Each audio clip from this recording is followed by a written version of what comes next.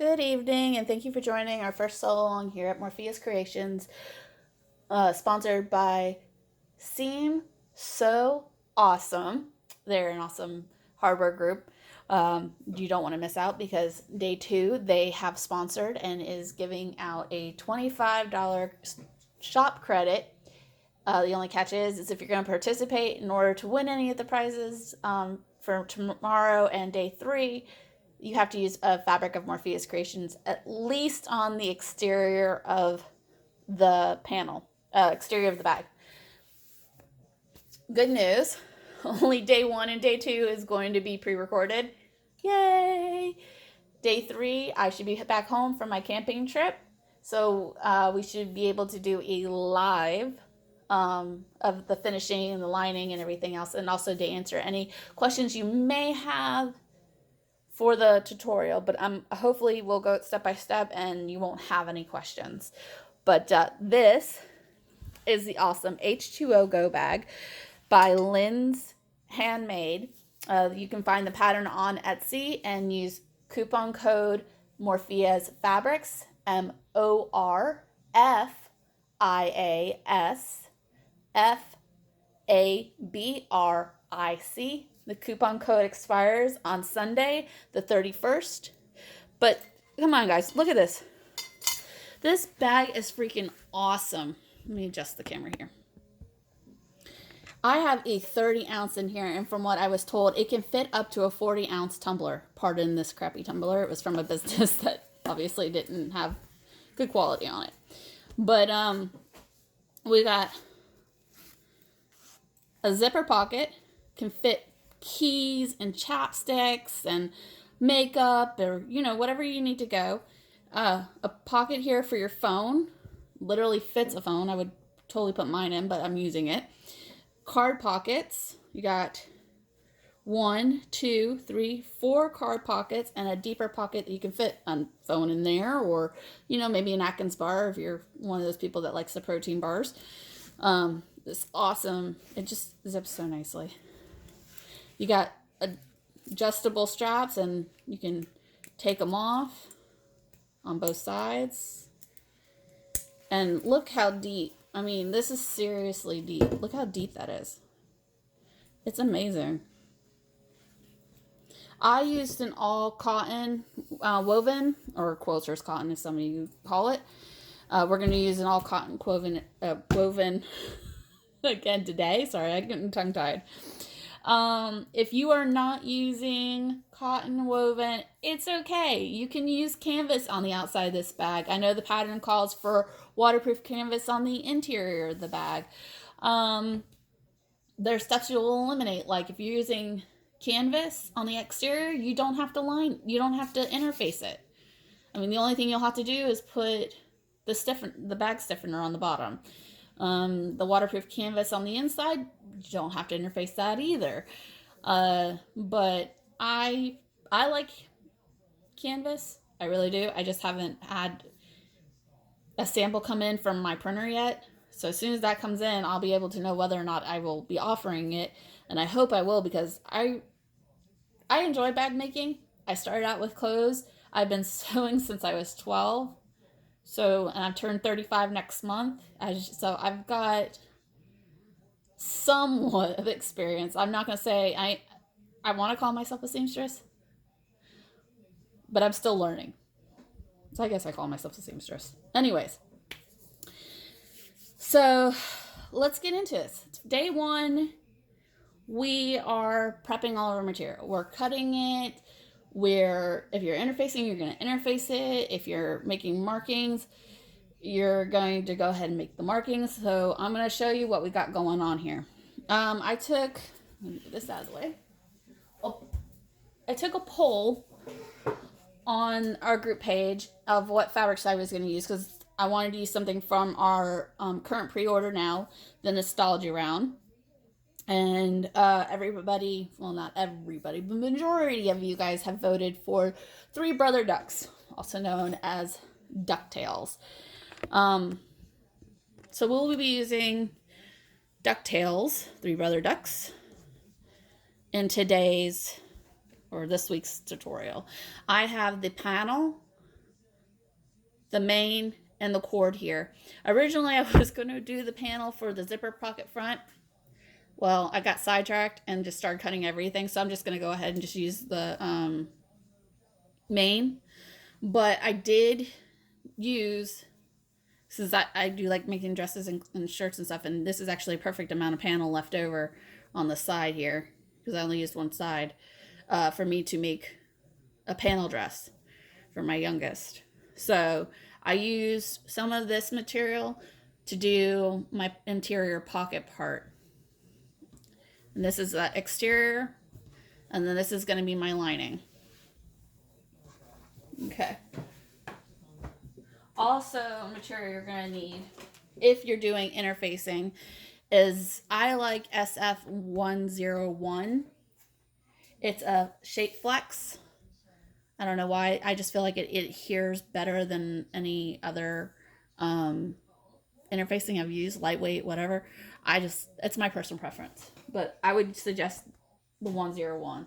And then I couldn't get my hands on any, excuse me if I say it wrong, but the Covolite, I couldn't find any of that, but I did get the Pelletex. So you're gonna need Pelletex as well. And I mean, when you use it, you're only really, let's see if I can get it. You're only really using, like, I mean, that's it of it. But you know, hey, I got plenty more to make more. All right.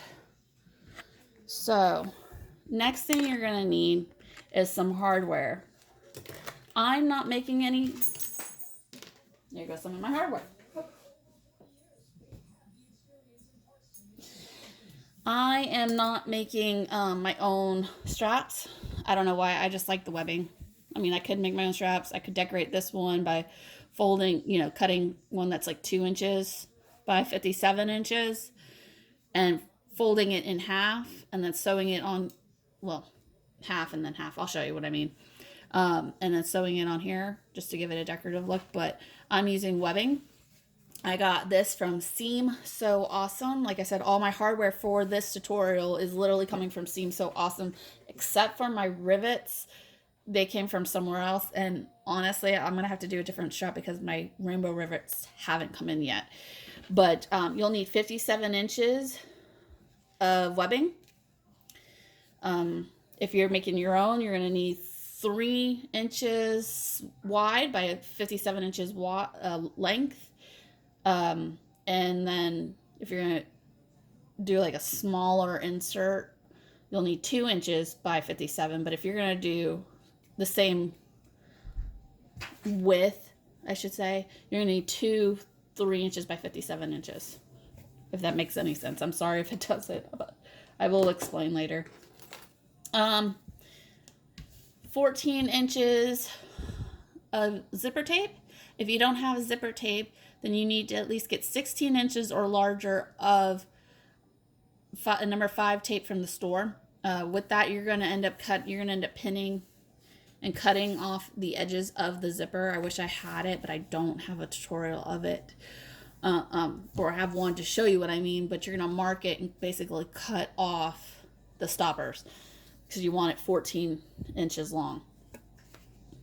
Then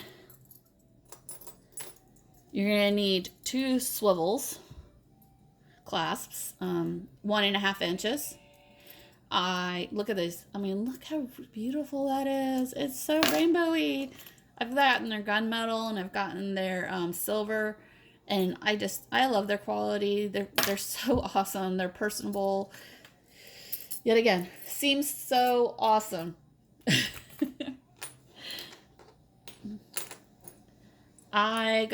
You can use D-rings, triangles, rectangulars. These are 1 inches. You need 2. Yet again, seems so awesome. You're going to need a 1.5 inch slider adjuster. And if you have a zipper tape that you're doing, you're going to need a zipper pull. So, and then obviously, if you want, my lighter of course is not going to work, but you're going to like melt the edges so that way it doesn't unravel on both sides. And the same you're going to do for your webbing as well.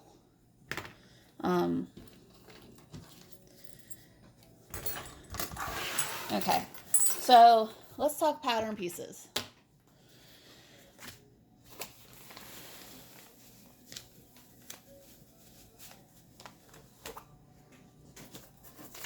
Okay, so the first pieces I've got here are our bag base and our base stiffener.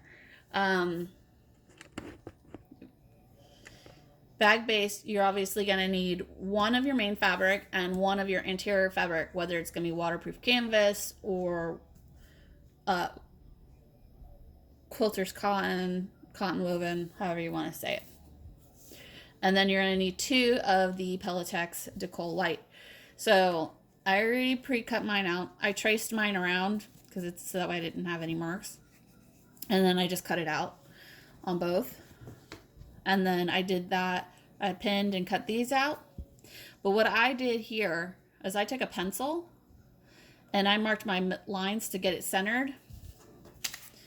And then I just centered this on there, matching up my marks. And I traced this out and around because when I went to do my first bag, to be honest, I ironed it down. I thought I had it centered, and then when I flipped it over, it wasn't centered at all, and it was horrible. So, little trick, if you want to make sure you're getting your straight seam allowance, do it. I did it on both of these, and then I cut out an extra. Thanks to Alma over at Seam So Awesome, she made actually like this little list of techniques that she did that made it a little different. I only cut one of our interfacing out that I'm going to use on the main. So like I'm going to iron that down, and then I'm going to iron that on top of it just to give it a little bit more sturdiness too.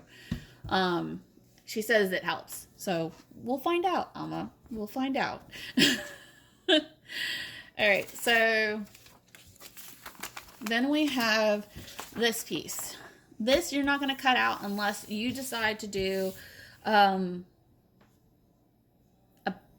pen pocket, but they have this like bonus for a slip and pen pocket where you'll just cut this whole thing out and then do similar what you're going to do to the front pocket, and then measure over and stitch the pen pocket part down.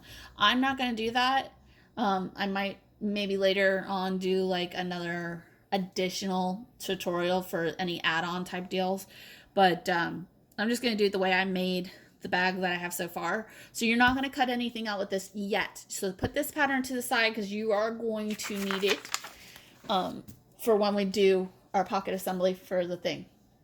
Then you're going to need to get, I already pressed this so that way it's already done. But I have it written down here somewhere on one of my thingies. It is 26 inches long by 4.5 inches wide. So that's what you're going to need to cut. This is for your pocket for your cards. So as you can see, I already pressed it, and you're going to be able to slip cards and stuff in there. What I do to eliminate bulk on this part is, as you can see, I don't have interfacing down and I don't have interfacing to the side. So I cut this interfacing at 3.5 inches wide by 22 and a half inches in length, leaving 2 inches on either side to where I won't have to worry about that. And then a 1/2 inch on either side of this for when we stitch it down.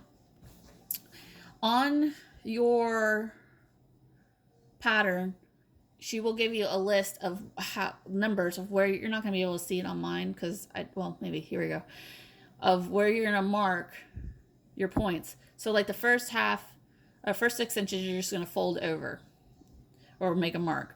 Then you're going to make a mark 1 inch down, and then another one at 4.5 inches, and then 5 inches, and then 8 and 5/8, and then 9 and 1/8, 12 and 3/4, 13 and 1/4, 16 and 3/4.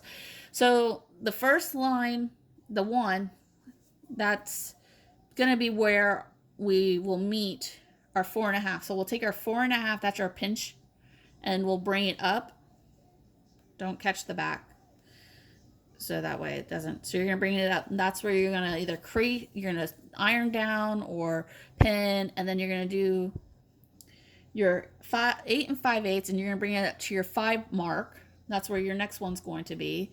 And then you're going to do 12 and 3/4 pinch and bring it up to your 9 and 1/8 mark. And then you're going to take your 16 and 3/4 pinch and bring it up to your 13 and 1/4. So when you do it, see, you don't want to catch that. You're going to be nice and flush on that side. So what I'll do is I'll baste that down, and I'll baste the sides down. Do a 1/8 because your seam allowance for your pocket area is going to be 1/4. So that's part's done. Then we have a slip pocket, and yet again, I don't need that anymore. It's 5 by 12. And here again, I did the same thing as well. This is not really, maybe just, I don't know. Hold on. It's only an inch.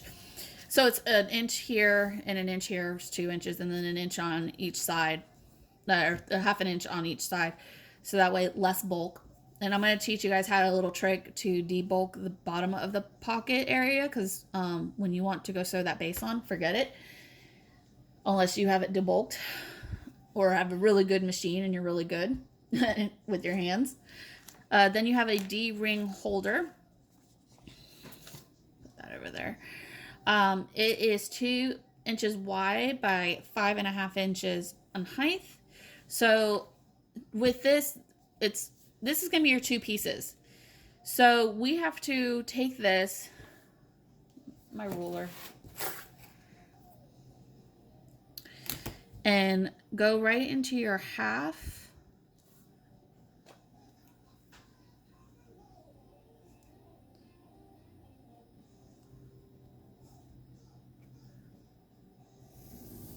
And draw like a line. Because the same technique you're going to do for this is basically the same technique you're going to do for your straps, especially if you want to, do something neat. So you're going to take it and you're going to bring, neat, I should say, if you're making your own, whether it be like where you're using the same width for both pieces, or like the smaller width and the bigger width, just to give it like an accent. You're going to bring it, fold it, press it. Good thing to have is machine. Sorry. I just heard my choo-choo train go off. Iron, press it down, and then that's ready for it to be sewn. And then what you'll do is you'll end up cutting it in half, but that's tomorrow's stuff, so we're not really worried about that right now. All right. Then we have our main body. You're going to need 1 piece of main and 1 piece of woven interface if you're using cotton woven. If you're not using cotton woven, you're using canvas, you don't need to interface it because canvas is already stiff-ish. So as you can see, we already have it cut out. That's where our pocket's going to be. So tomorrow we're literally assembling the entire front, the entire exterior of the bag, the pocket, the base, everything. And then I'm going to give you a break.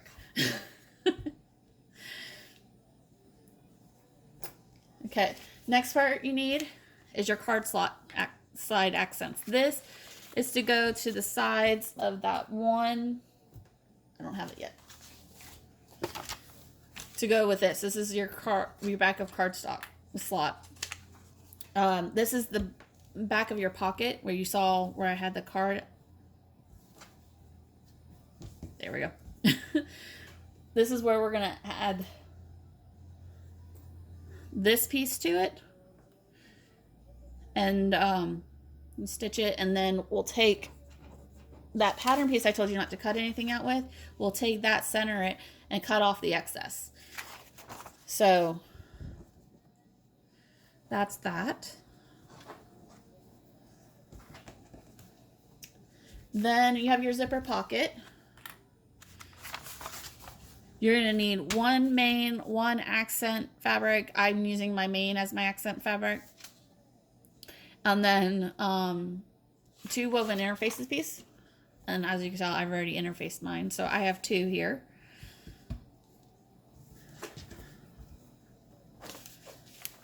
Next piece is your lining. You're going to need, she recommends 1 waterproof canvas. You can use waterproof canvas if you want. I don't have any. I personally never worked with it. Or you can use canvas, but you do not have to line it. But if you are using cotton woven, quilter's cotton, whatever, you will need to line it. So that's where you use that interfacing again. So the lining is going to be pretty simple, which is nice. I didn't have trouble with the lining part or putting the bottom on the lining part. Then you're going to need 2 accent pieces and 2 main pieces for your zipper tabs. This is going to go to the bottom of your zippers on either side to help create the pocket. So I have 2 of main and 2 of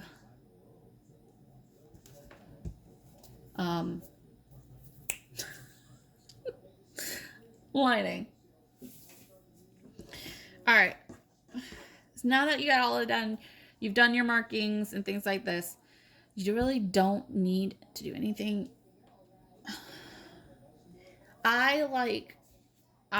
Okay, so you've marked your card slot, you've pressed it, that's done. You've pressed your pocket in half, that's done. So nothing left to do with that yet. The lining piece, what they suggested too as well was mark your center points. So I'm going to actually just snip a very little triangle off. I'm going to do that here on the bottom as well. And I'm going to do this to majority of my pieces. As you can see, I got this nice little notch that helps mark the center. So that's done. Fold this in half.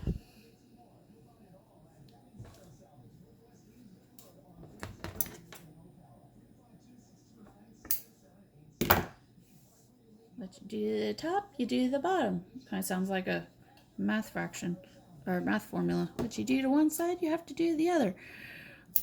All right, so that's that one. That's gonna be my accent fabric on the inside because this one's more centered. When I cut it out, it just happened to be that way.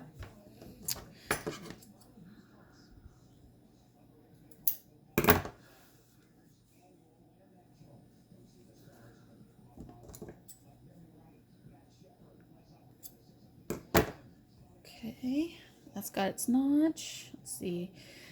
The side pieces don't really need a notch, but I want to notch that middle piece where we're going to put that card slot.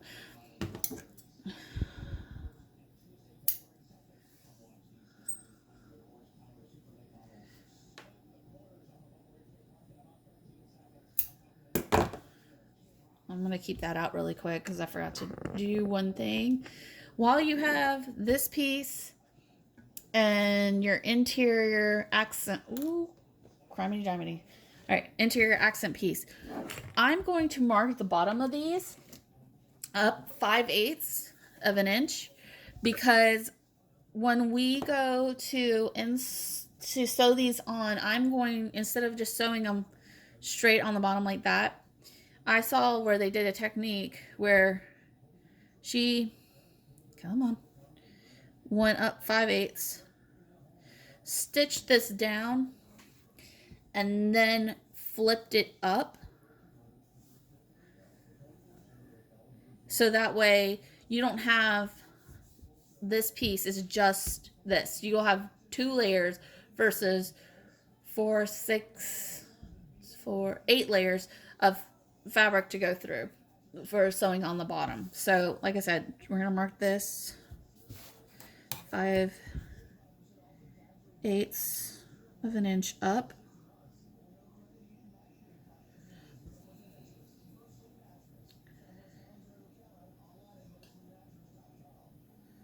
Nope, nope, nope, nope. That's where I want it. All right. I'm using permanent black marker. Nobody's going to see that, so. All right, so there's my 5/8 line. And then the same, ooh, there's a piece there. I want to trim that off because I don't want to get confused later. The question is there it is.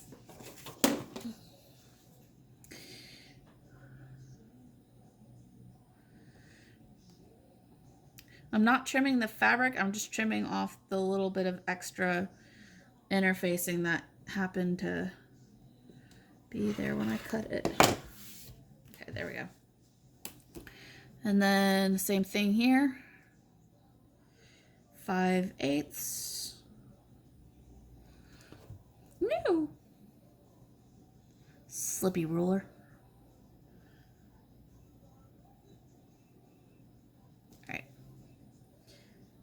Draw me another line because I'm going to do the same for the back. I'm going to do the same for the other pocket. All right, so that's done.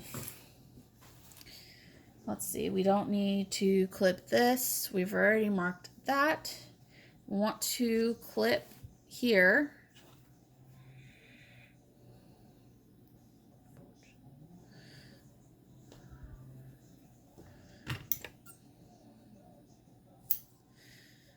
Okay.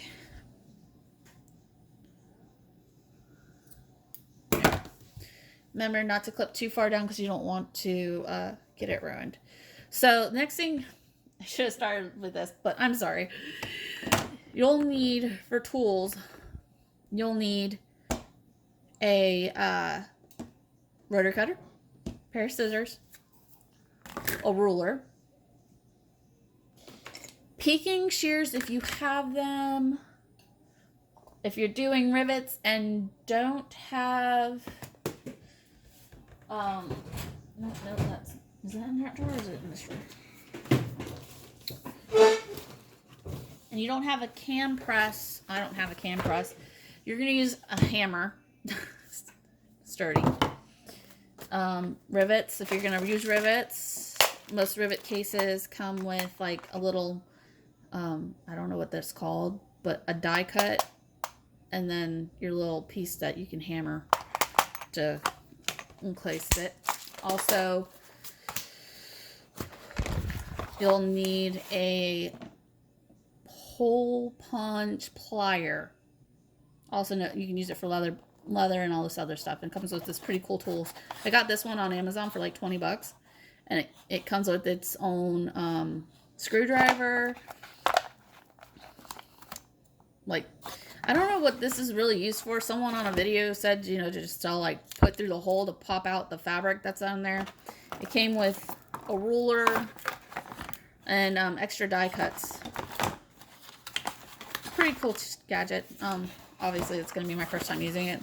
The last time I had to use a scissor to create my holes, which was fine. It worked. If you don't have peaking shears, it's okay.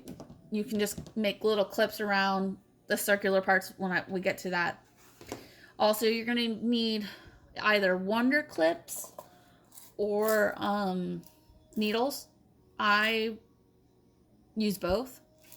I'm still learning really how to be confident with my Wonder clips, but you know. And that's it for day one. You guys, get cutting. Don't be scared. We're gonna power through this. I'm doing this on my domestic, my baby lock, my little beauty there. So you shouldn't have any problems. I mean, it might be a little difficult. I will say, oh, you will need a seam ripper. So make sure you have your seam ripper handy, because first time messed up a few. I became friendly with my seam ripper, which is unusual for me when I sew. But you will need a seam ripper. And you might say a few choice words. I know I did. But I also realized after sitting 2 days later that I used the wrong seam allowance. So please, please, please pay attention to your seam allowances when you're doing this. The highest seam allowance we're using is a 3/8, but tomorrow in the beginning of this whole thing, the construction of the pocket and the zipper area, that is all going to be a 1/4 seam allowance. I will, again, go over the seam allowances every time we do it, so that way you know exactly what seam allowance is being used. So let's have some fun together, you guys, and let's create this awesome H2O2GO bag. I know you guys can do it. I did it. You can do it too. All right, have fun. See you day 2.